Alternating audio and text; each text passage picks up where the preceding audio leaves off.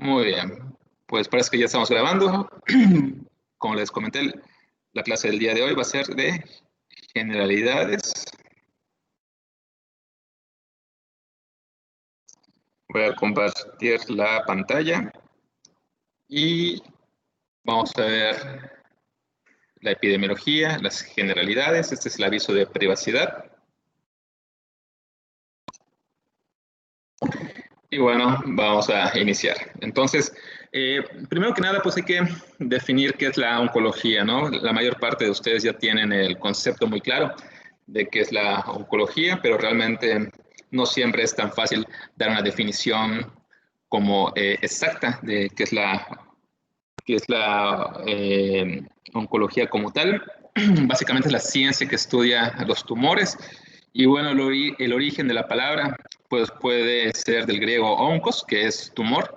Y bueno, la palabra cáncer como tal viene del latín cáncer, cangrejo, del griego cárquinos, del sánscrito carca, todos significan cangrejo. ¿Por qué? Porque el icono, ¿no? La representación de la oncología es un cangrejo, bueno, pues porque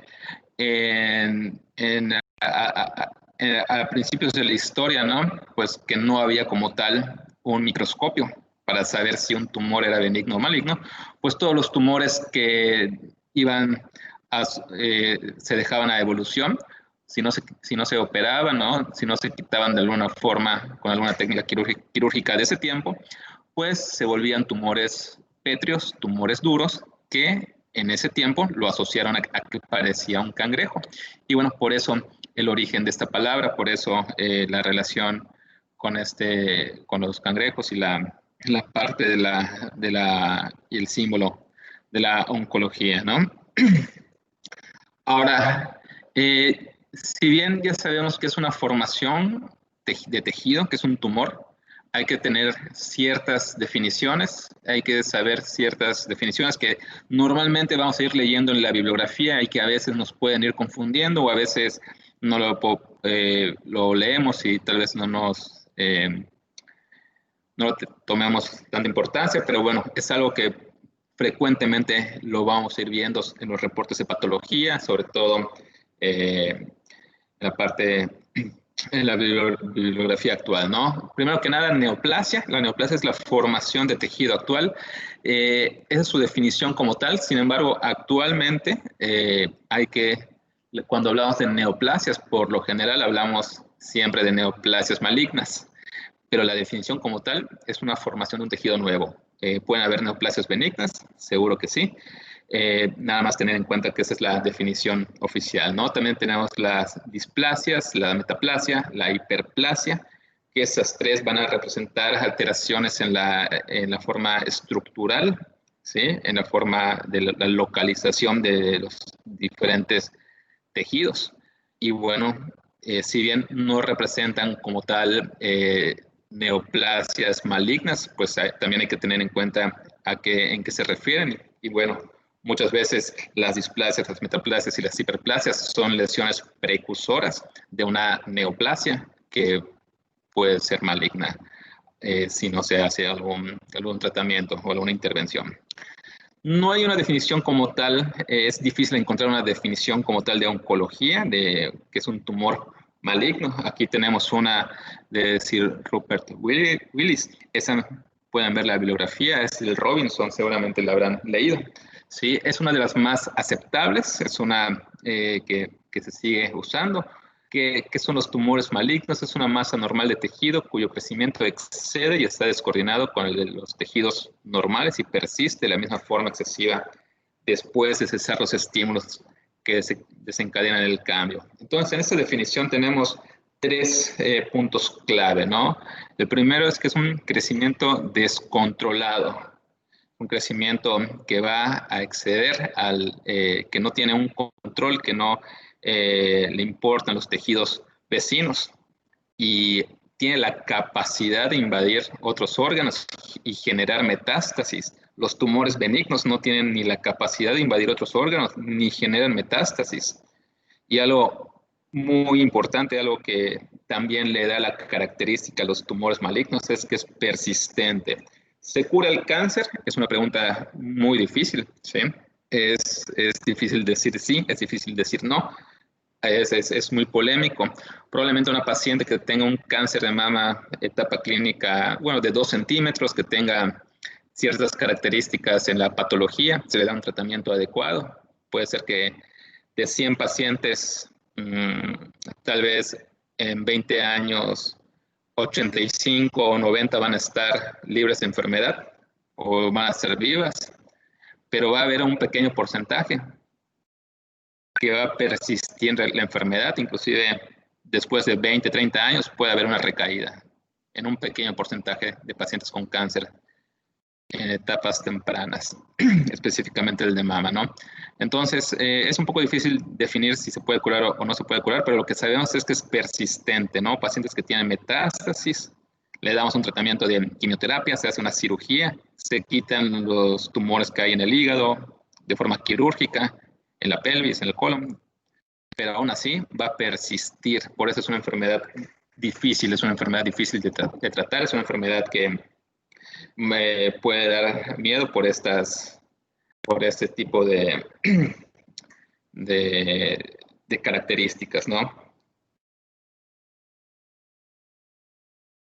Vamos a pasar a la epidemiología. Tenemos esta gráfica bastante interesante, es una gráfica de Estados Unidos. Vemos cómo las muertes por enfermedades coronarias o cardíacas, pues han tenido un ligero descenso, y las muertes secundarias a cáncer han tenido a lo largo del tiempo, del 50 hacia el 2014, ¿no? Un aumento. Todavía no se han cruzado las curvas, pero bueno, están cerca de cruzarse las curvas como la causa número 1 de muerte en Estados Unidos. Probablemente en el futuro sea por cáncer. Y bueno, ¿cómo estamos en México, no? Esta es una gráfica del INEGI del 2019. Vemos cómo las principales causas de muerte van a ser las enfermedades cardiovasculares, el corazón, la diabetes, la primera y segunda causa, y la tercera causa, tumores malignos, tanto en hombres como en mujeres, van a seguir siendo la tercera causa de mortalidad a nivel de México, o sea, concuerda con la parte de Estados Unidos. Y hablando de tumores en específico, ¿no? Incluyendo ambos sexos, vamos a ver esta bibliografía, es el Globocam. Cada 6 años se hace una nueva estadística a nivel mundial, y bueno, ahorita nos toca estar revisando el Globocam del 2018, que fue la última edición, y vemos como en cuestión de incidencia, cuál es el tumor más frecuente a nivel mundial. Vemos que es el de pulmón, sigue el cáncer de mama, cáncer colorectal, cáncer de próstata, y el quinto lugar, cáncer de estómago. Y si nos vamos a un sexto lugar, vendría el hepatocarcinoma, el cáncer de hígado. Y bueno, algo interesante es ver cómo el cáncer colorectal se ha posicionado en el tercer lugar. Hace 8 años, el cáncer de próstata estaba en el tercer lugar, y ahorita el cáncer colorectal ha ido subiendo en nivel de incidencia, y como vamos a ver, también a nivel de mortalidad. Cuando hablamos de mortalidad por los tumores, cáncer de pulmón sigue siendo el más letal, el siguiente, el cáncer colorectal, cáncer de estómago, cuarto lugar, cáncer hepático, el hepatocarcinoma, y quinto lugar, cáncer de mama. ¿Qué notamos? Que a pesar de que el cáncer de próstata es el cuarto lugar en incidencia, no figura dentro de las principales causas de mortalidad. Entonces, eso quiere decir que muchas veces el cáncer de próstata es un cáncer de tipo indolente, que muchas veces los pacientes van a morir por una causa diferente al cáncer de próstata como tal. Y bueno, también que el cáncer de mama ha disminuido en la mortalidad a nivel mundial. Esto se debe sobre todo a que el cáncer de mama es una enfermedad de salud pública en países desarrollados, y cuando hay una enfermedad que implica países desarrollados, pues la investigación avanza muchísimo. Entonces, bueno, este es el resultado de cómo va a nivel del tiempo, ¿no? Y recuerden, esto es a nivel mundial. Si hacemos si separamos en países desarrollados y en países en vías de desarrollo, vamos a poder encontrar, pues, tal vez algunas diferencias. Por ejemplo, en hombres, ¿sí? Las muertes estimadas en países en vías de desarrollo, el segundo lugar va a ser el cáncer hepático, el hepatocarcinoma y el cáncer de colon y recto, pues se va un poco más abajo. En pacientes, en mujeres, el cáncer de mama sigue siendo el primer lugar en países en vías de desarrollo y en segundo lugar el cáncer de pulmón. Y vean, esto es hay que recalcarlo mucho, ¿no? El cáncer de cuello uterino en países en vías de desarrollo sigue siendo una de las principales causas de muerte en mujeres. Vean aquí, a nivel mundial, no está entre las 5 primeras, pero es importante señalar esto porque México es un país bastante diverso, ¿no? Es un país de muchos contrastes y hay muchas zonas en la República Mexicana que podríamos decir, como similares a países en vías de desarrollo. Esa es una gráfica del INEGI del 2017 de la mortalidad en México, de que se mueren por qué tipo de tumor se mueren los pacientes en México. Vemos en hombres, el primer lugar, cáncer de próstata, algo que difiere mucho a nivel mundial. Y pues bueno, vemos que también en hombres el segundo lugar, cáncer pulmonar. Y en mujeres vemos las primeras dos causas de muerte, cáncer de mama y cáncer de cuello uterino. Esto también difiere de la estadística a nivel mundial. Vean que en mujeres no se aprecia de forma importante la parte del cáncer de pulmón. Si mezclamos hombres y mujeres, el cáncer de pulmón probablemente sea la primera causa de muerte. Sigue el de próstata, el cáncer de hígado y de las vías biliares y el cáncer de mama como cuarto lugar. Entonces, vemos cómo hay cambia con respecto a la región geográfica, la epidemiología del cáncer. Esa es una gráfica del 2010, esa es una información del 2017, entonces seguramente se habrá recogido la información entre 2014 y 2015 para hacer estas gráficas. Esto va a cambiar también a través del tiempo. Y bueno, esta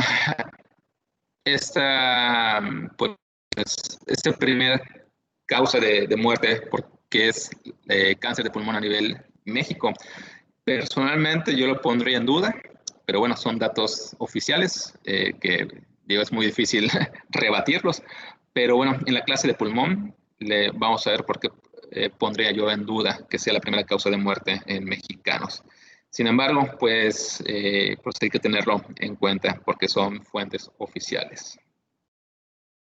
¿Cómo estamos en Yucatán? La primera causa, eso es del INEGI del 2014, de hace 6 años. No hay estadísticas actuales, no hay estadísticas de mortalidad nuevas. Eso es lo que tenemos, es lo que podemos, esas son las gráficas oficiales. Y lo que más llama la atención es que la primera causa de muertes en mujeres yucatecas es el tumor maligno del cuello del útero. Entonces, esto parecería que estamos en un tercer mundo, digo, no estamos muy lejos. Realmente, Yucatán también es un estado de muchos contrastes. En la ciudad de Mérida, pues pueden haber zonas donde tengamos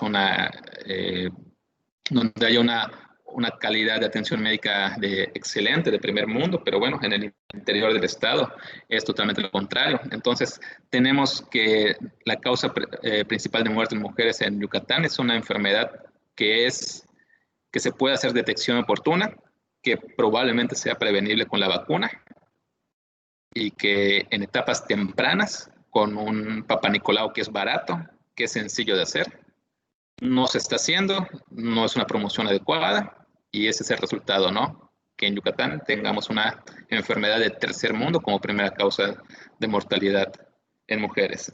Y en segundo lugar, tumor maligno de mama. En hombres llama la atención que la primera causa de muerte sea tumor maligno del hígado y las vías biliares. Recuerden que está en cuarto lugar a nivel mundial, pero en Yucatán, por alguna razón, está en primer lugar en hombres. ¿Cuál es la razón? Pues no estamos tan seguros, falta más investigación. Es un estudio en el que fue un proyecto de tesis y bueno, ya se publicó en la revista del ISSSTE.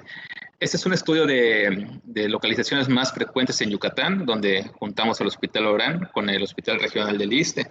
Y bueno, esto no es mortalidad, ojo, es solamente incidencia, la frecuencia, y vemos cómo llama la atención que el cáncer de riñón es algo un poco más frecuente en hombres, ocupa el cuarto lugar de frecuencia.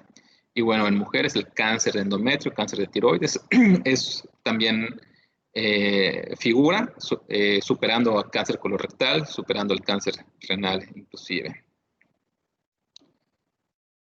La incidencia anual de todos los tipos de cáncer en cada institución. Vean cómo es muy contrastante el ISSSTE del Hospital Orán. La incidencia a nivel nacional de casos de cáncer es aproximadamente 80, es aproximadamente 100 por cada 100,000 habitantes. En el ISSSTE, pues tenemos aproximadamente 130, 140 casos de cáncer por cada 100,000 derechohabientes en estos años que estamos mostrando en las gráficas. Y vemos cómo en el Hospital Orán baja muchísimo la incidencia, ¿no? 25, 30 casos por cada 100,000 derechohabientes. Claro, la derechohabiencia de la Secretaría de Salud es casi 3 veces la del ISSSTE. Pero bueno, para que vean cómo probablemente haya un subdiagnóstico de tumores malignos en la Secretaría de Salud. Ese es un artículo que sacó resultados preliminares, ¿no? Resultados tempranos. Ese es un artículo que está coordinando la doctora Yelda Leal en el IMSS, que también está haciendo una base de frecuencias, una base de incidencia en cáncer y bueno, esos son los resultados preliminares. Todavía falta que termine de hacer su estudio, pero en los resultados preliminares la incidencia es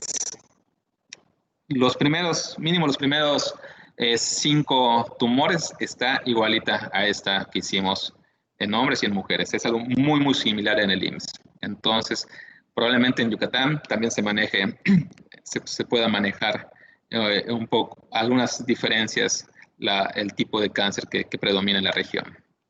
Bueno, y esto pues hace falta continuar con la investigación que ya se inició. Y bueno, esta es una gráfica de lo que vemos en el servicio de oncología médica. Eso es en el año 2018. Vemos por mucho cáncer de mama, ocupa el 35% de la consulta, luego cáncer de próstata el 17%. Y bueno, cáncer de colon, cáncer renal, cáncer de endometrio le siguen. Vemos cómo nuevamente figura el cáncer de riñón, es algo interesante. Y por el tipo de institución que se liste, el cáncer de cuello uterino baja, ¿no? No es algo que veamos mucho en el ISSSTE. Y vean algo que también nos llama la atención, cáncer de pulmón ocupa el 2.6% de la consulta, ¿no? De la prevalencia. Y pues aquí en Yucatán, sobre todo en el sur del país, no es tan frecuente el cáncer de pulmón, no como en otras partes, como en otros países, como en el norte del país. Entonces, pues yo creo que no, la incidencia no es tanta aquí en Yucatán de cáncer de pulmón. Aunque se anuncia mucho, tal vez a nivel local no veamos tantos casos.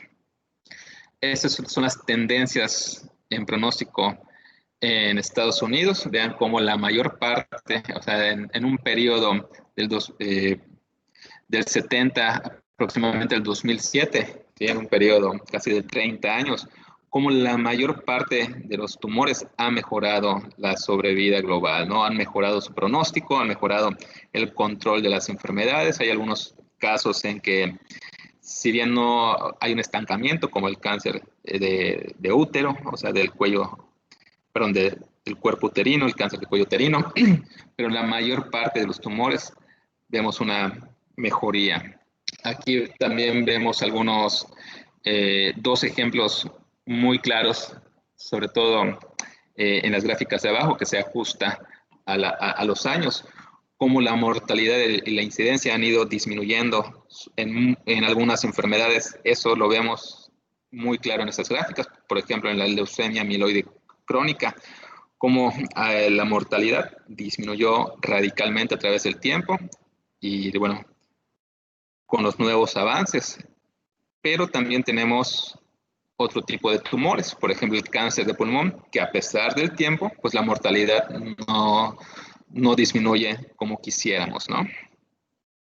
Hay tumores, hay diferentes tipos de tumores en los que hay una buena respuesta por parte de los nuevos medicamentos, las nuevas técnicas quirúrgicas, y hay otros que todavía seguimos en estudio. Entonces, la epidemiología va a depender mucho de la localización geográfica que nosotros vayamos a estudiar, del estado socioeconómico de donde nosotros estudiamos. No es lo mismo hacer una incidencia mexicana contra una peruana, contra una noruega, ¿sí? La parte sociocultural y la temporalidad. No es lo mismo estudiar la sobrevida de pacientes con cáncer de mama en el 90 que ahorita en el 2000, que en el 2015, 2020. Varía de forma importante. Y eso es algo que debemos de tener en cuenta cuando hablemos de epidemiología en oncología.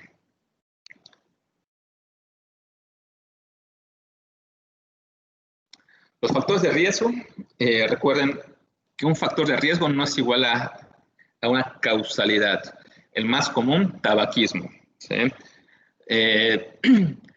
Es que, señor, usted, como fumó, le dio cáncer de pulmón. O sea, ojo, es factor de riesgo. Un paciente que fuma mucho, ¿sí?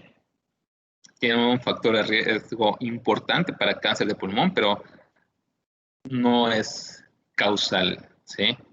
Hay muchas personas que fuman mucho y no tienen cáncer de pulmón.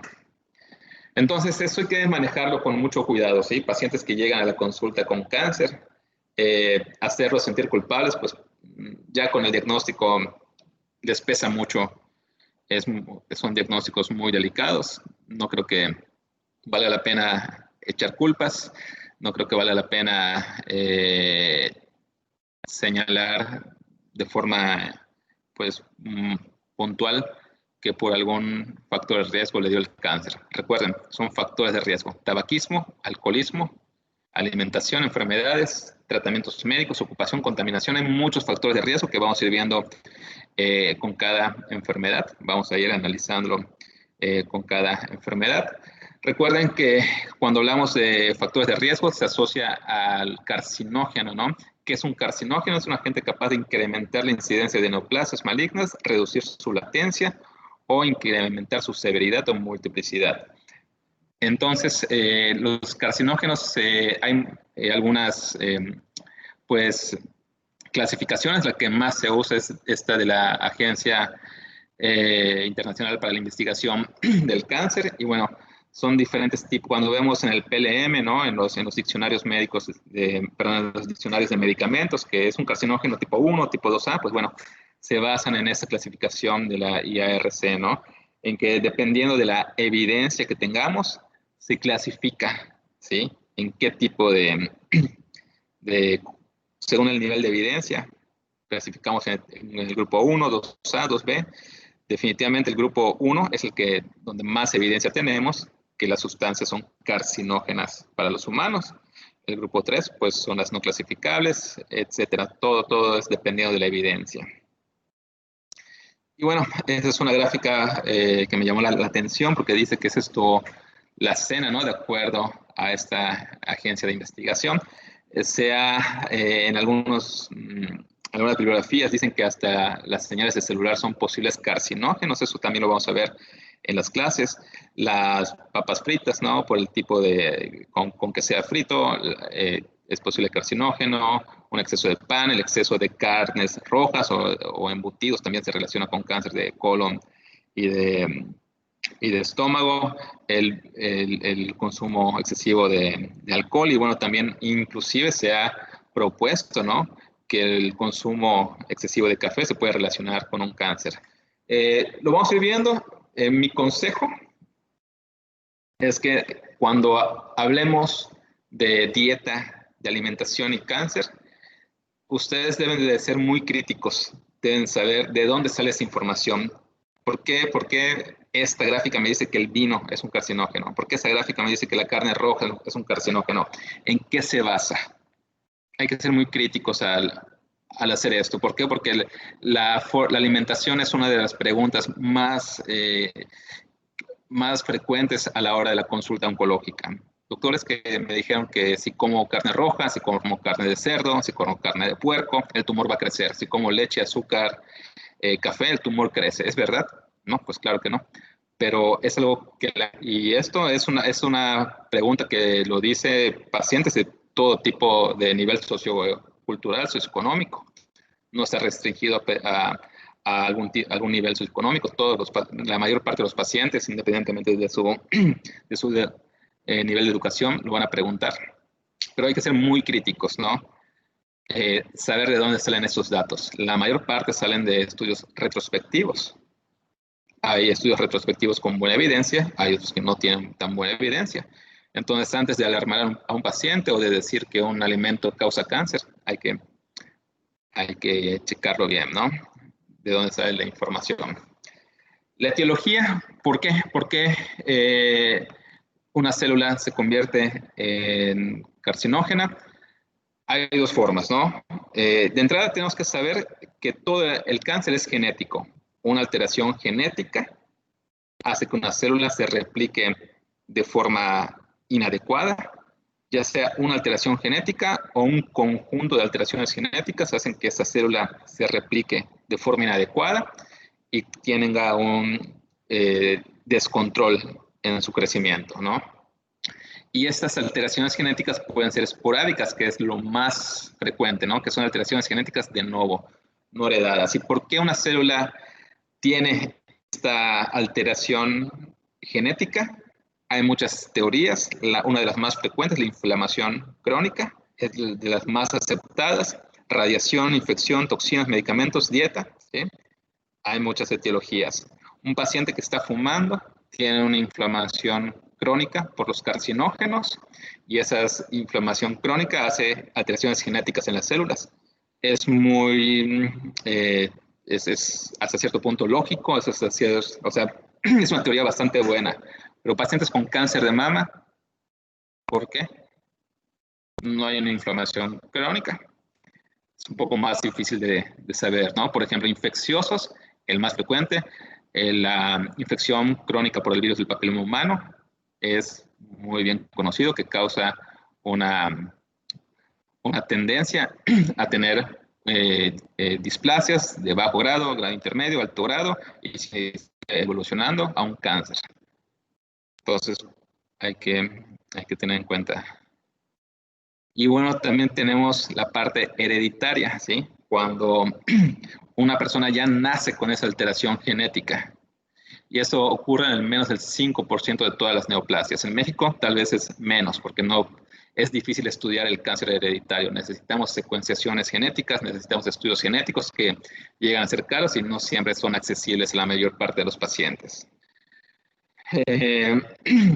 Es el estudio de los pacientes y también de los familiares. Perdón, el estudio de los pacientes y familiares es complejo porque yo cuando sospecho de un cáncer hereditario no solamente voy a estudiar al paciente, sino también a los familiares para saber cuál es su riesgo y siempre se va a requerir un asesoramiento por los genetistas. Cada vez es más accesible, cada vez son relativamente más baratos los estudios genéticos y bueno, yo creo que la parte de los genetistas en el futuro va a ser más común que enviemos a los pacientes a estudios genéticos.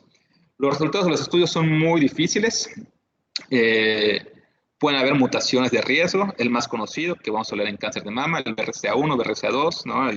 Aparte, eso es algo muy común, que hasta muchos pacientes preguntan directamente. No es tan fácil porque tenemos que buscarlo, ¿no? Tenemos que buscar. Aparte del BRCA1, hay otros genes que pueden predisponer al cáncer de mama. Pero bueno, tenemos identificado mutaciones de riesgo, pero también tenemos identificadas mutaciones benignas. Entonces, si sale en el estudio que yo pida, sale una mutación benigna o de riesgo, pues es muy sencillo de decir, bueno, vamos a hacer una intervención.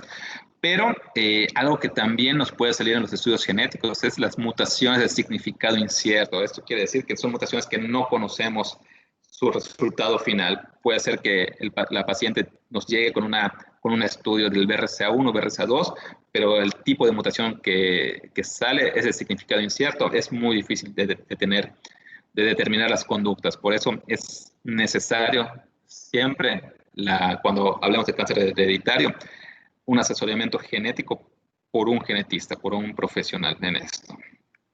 El diagnóstico, biopsia, ¿sí? Eso es algo que siempre digo en las clases. Si yo pudiese resumir el curso de cáncer, el curso de oncología en una diapositiva, es esta.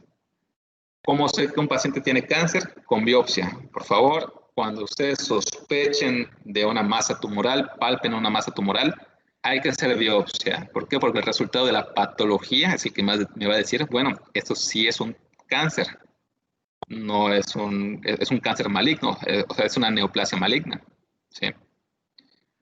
Entonces, pues es muy importante. Marcadores tumorales, estudios de imagen, pues nos van a orientar al diagnóstico, pero lo que me dice es un cáncer de mama de tipo carcinoma ductal con receptores hormonales positivos, con HER2 negativo, es la biopsia. ¿Sí?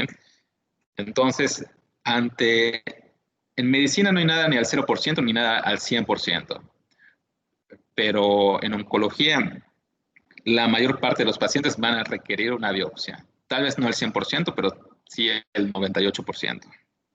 Pueden ser biopsias guiadas por imagen, que es lo más frecuente, y de preferencia aguja gruesa, la aguja throughput. Esto también vamos a ir viéndolo en las diversas clases. Una vez que hagamos esa biopsia y, por ejemplo, tenemos un paciente con un tumor en el mediastino, tenemos un tumor en el mediastino, pero no sabemos, le mandamos a hacer la biopsia y la biopsia nos dice, bueno, si es un cáncer, un timoma, por ejemplo. ¿Qué es lo que sigue? Estudios de extensión. Debo de saber cuál es la extensión del tumor, si está localizado en el órgano, si ya tiene metástasis. Y bueno, tenemos muchísimos estudios que nos pueden ayudar. Una es la radiografía, ultrasonido, acá una tomografía. Vemos cómo hay un nódulo a nivel de la cabeza y el cuello.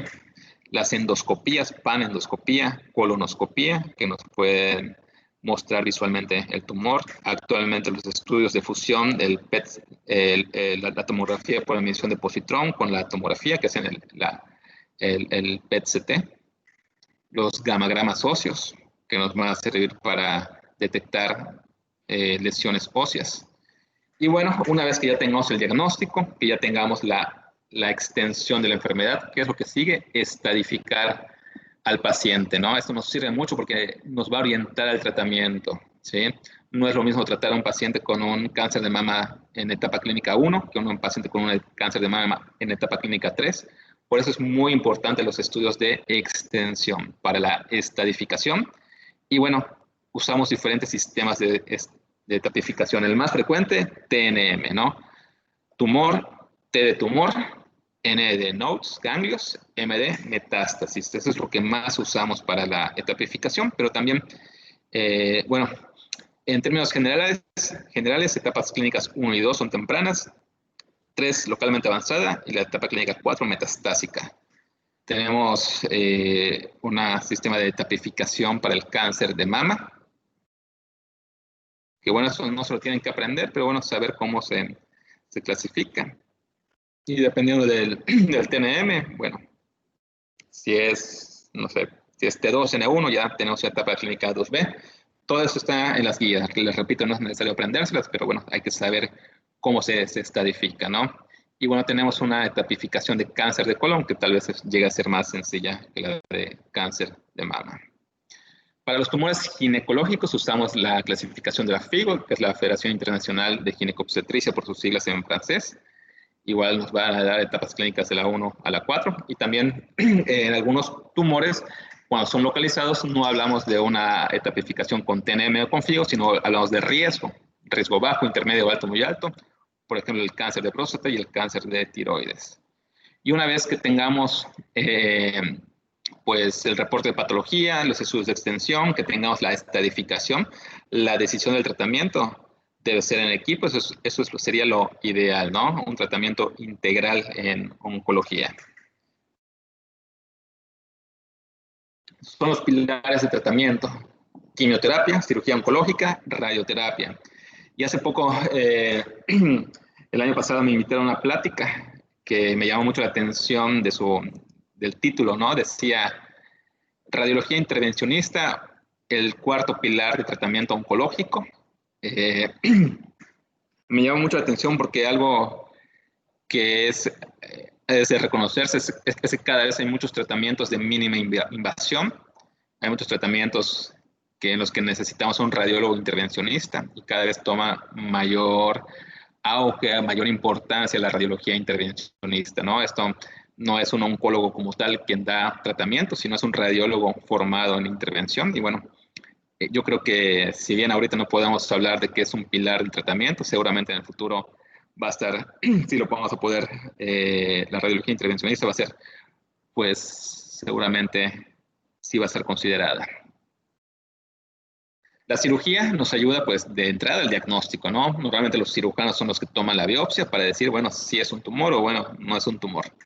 Puede ser cirugía radical o curativa, o sea, radical o con intención curativa. Por ejemplo, cuando resecamos algún tumor primario, por ejemplo, una mastectomía, resección de metástasis, pacientes, por ejemplo, con cáncer de riñón, que tienen metástasis única en el pulmón, se quita el riñón, se quita la metástasis pulmonar y pues la intención es curativa, ¿no? Y también tenemos la cirugía, por ejemplo, para el alivio del dolor y mejorar la calidad de vida. Acá vemos una mastectomía radical con intención curativa. Y bueno, este es un ejemplo. Acá vemos la médula ósea de una descompresión medular, que si bien con la cirugía no desaparecen las metástasis óseas, pero va a hacer que el paciente, al descomprimir la médula, no tenga dolor, pueda tener mejor control de esfínteres, tenga mejor fuerza y sensibilidad en las extremidades inferiores sobre todo. La radioterapia, vamos a tener una clase de radioterapia como tal. Hay muchos tipos de radioterapia. Radioterapia externa, esa es la más común, la más pues, promocionada, ¿no? Actualmente se usan aceleradores lineales. La radioterapia intersticial o braquiterapia, o también llamada radiación de contacto. Y bueno, también hay radioterapia intravenosa, ¿no? Radiofármacos, que eso todavía no es tan común y bueno, en pocos casos es de utilidad. Cuando hablamos de quimioterapia, actualmente hace referencia al tratamiento sistémico, ¿no? Que vamos a poner pastillas, tabletas o medicamentos intravenosos. Pues típicamente, cuando hablamos de la quimioterapia como tal, hace referencia a los citotóxicos o los citostáticos, que son intravenosos, pero actualmente, les repito, la quimioterapia es tratamiento sistémico. Tenemos terapia blanco, que son la mayor parte contra receptores de multicinasa, que son anticuerpos monoclonales, que son vía oral. Y también hay intravenosos, por supuesto. Tenemos la terapia hormonal, la hormonoterapia, que son contra receptores hormonales. Sobre todo lo usamos en cáncer de mama, en cáncer de próstata. Y actualmente lo que está de moda, el boom que tenemos, es la inmunoterapia, ¿no? Son medicamentos que hasta el momento son intravenosos y van contra el ligando PDL1, PD1, PDL2, etcétera, el anti-CTLA4. Y bueno, eso también lo vamos a ir mencionando en siguientes clases. Algunos conceptos que debemos de tener claros.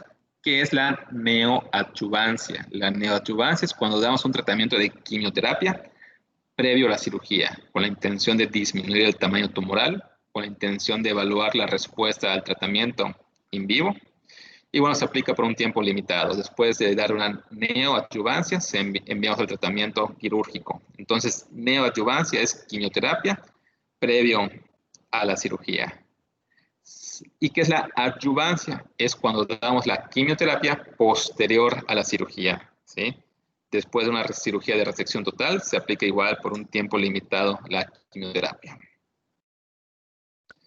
Y bueno, algo que es típico, ¿no? Asociar la quimioterapia al tratamiento paliativo. Eso definitivamente en pacientes con etapa clínica 4, con metástasis, es un arma muy, muy buena la quimioterapia para mejorar síntomas y calidad de vida, para ofrecer al paciente alargar su vida con la intención de que tenga una buena calidad de vida.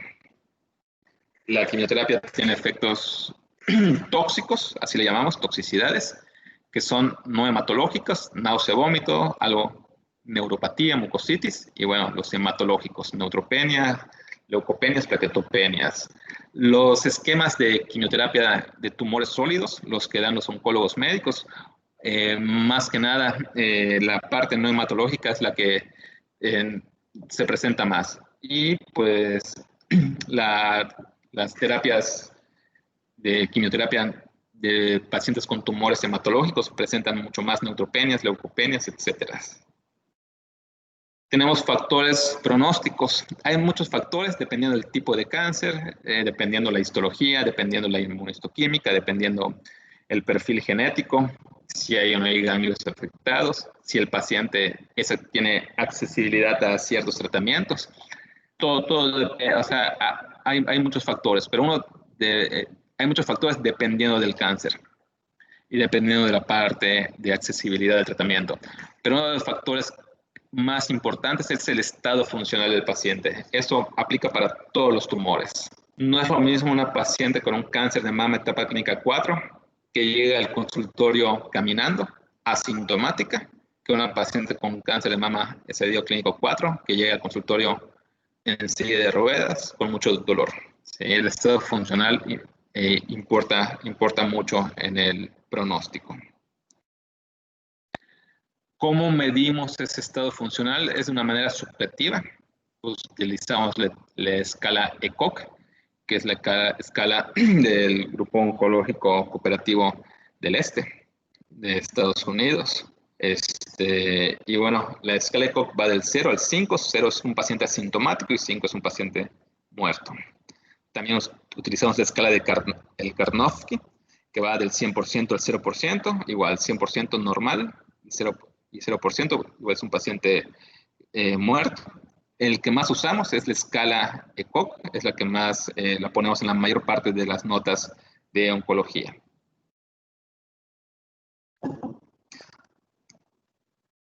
Prevención, podemos evitar un cáncer, realmente hay poca evidencia, ¿sí?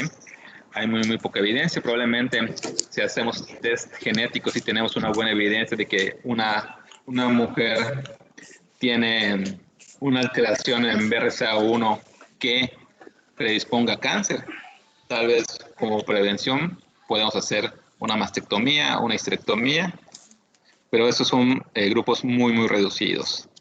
¿Se puede hacer prevención para el cáncer de cuello uterino? Probablemente, no lo sabemos, tenemos la vacuna contra el VPH, todavía faltan los resultados a largo plazo para saber si va a prevenir el cáncer de cuello uterino.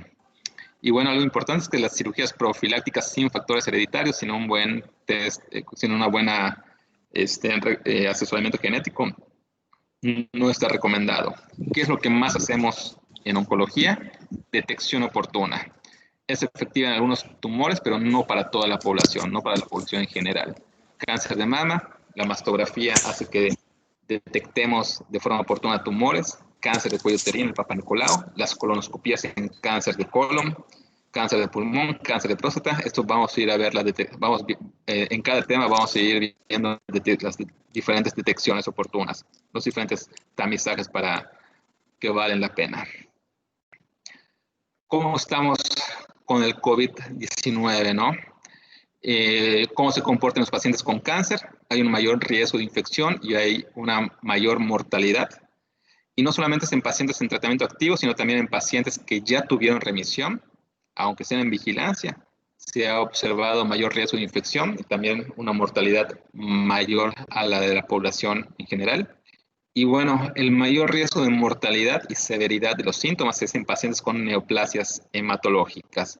Esa es la mortalidad en un centro del Reino Unido, vean, hasta 30%, en España hasta 41%, Estados Unidos, Canadá, España hasta un 13%, la mortalidad por COVID, tal vez dependiendo de la región, varíe un 3-5%, en México hasta un 10-12%, ¿no? Pero bueno, independientemente de eso, lo que tenemos, lo poco que tenemos de evidencia, pues es que es mucho mayor la mortalidad en pacientes oncológicos. Acá vemos una tabla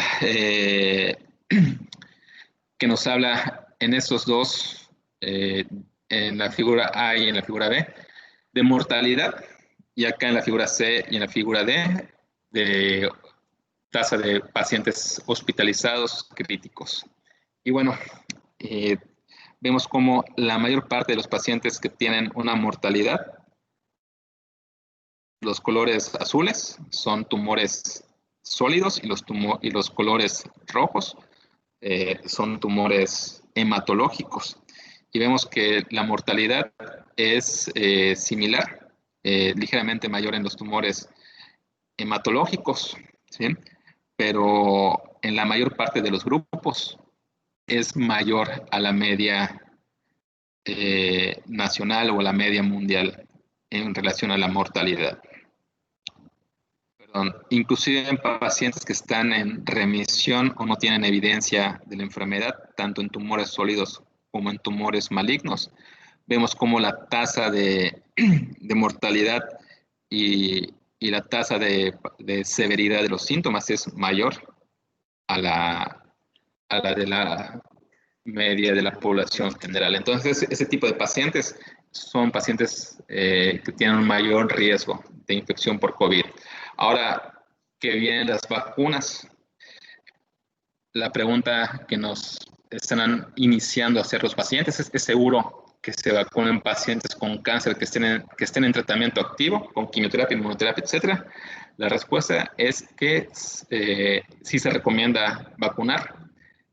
Pacientes que tienen cáncer y no estén en tratamientos, definitivamente hay que vacunarlos. Ahora, el miedo o bueno, la preocupación o la incertidumbre es en pacientes que estén en tratamiento. Sí se recomienda vacunar a los pacientes con cáncer. Todas las asociaciones, bueno, las asociaciones más grandes de Estados Unidos y de Europa dicen que sí hay que vacunarlos. Probablemente en personas inmunocomprometidas la eficacia de las vacunas sea menor, no lo sabemos. Hay que tener en cuenta que los ensayos clínicos no tienen subgrupos de pacientes que estén en quimioterapia, entonces todo va a venir de recomendaciones, de recomendaciones de expertos, aunque sea un bajo nivel de evidencia, pues hay que pues seguir esas recomendaciones. No sabemos cuál es el mejor tipo de vacuna para los pacientes, probablemente las que mejor sirvan, las más útiles van a ser las vacunas con vectores víricos, como las de AstraZeneca y las de Johnson & Johnson.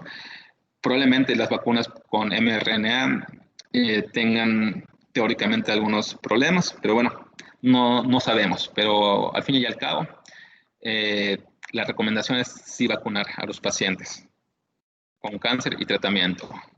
Y bueno, como conclusión, pues vemos que la incidencia y mortalidad del cáncer va en aumento a nivel mundial. La incidencia cambia dependiendo del lugar, nivel y, bueno, evidentemente la temporalidad y los niveles socioeconómicos y socioculturales.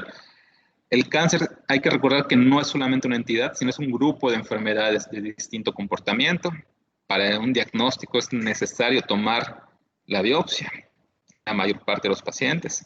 Se debe evaluar la extensión de la enfermedad una vez confirmado el diagnóstico de cáncer. Idealmente la elección de tratamiento debe ser en base a un equipo y bueno, diferentes tipos de tratamiento para los tumores y una detección oportuna mejora la sobrevida, mejora la calidad de vida de los pacientes. Muy bien, esos son mis datos, si alguna vez me quieren contactar. Y bueno, no sé si alguien tenga alguna pregunta, alguna duda, algún comentario.